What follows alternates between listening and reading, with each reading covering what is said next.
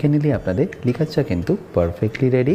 চায়ের test depend করে আপনারা কোন ব্র্যান্ডের বা কতটা ভালো চা পাতা ব্যবহার করছেন। চা বানানোর প্রসেস কিন্তু খুবই সিম্পল, সবাই আপনারা বানিয়ে থাকেন। আমি যেহেতু একটা কমপ্লিট চায়ের রেসিপি বানাচ্ছি, তাই চেষ্টা করছি সব রকম চায়ের রেসিপি আপনাদের সাথে শেয়ার করার।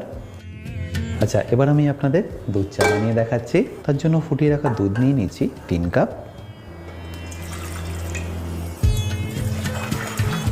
এবার আমি গ্যাসটাকে অন করে নিচ্ছি।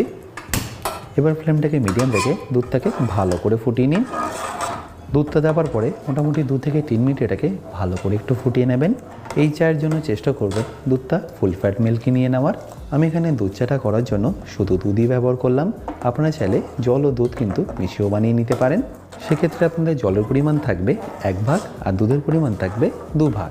এইভাবে যখনই ফুটবে গ্যাসটাকে একটু স্লো করে অ্যাডজাস্ট করে নেবেন, যাতে দুধটা উপচে পড়ে না যায়।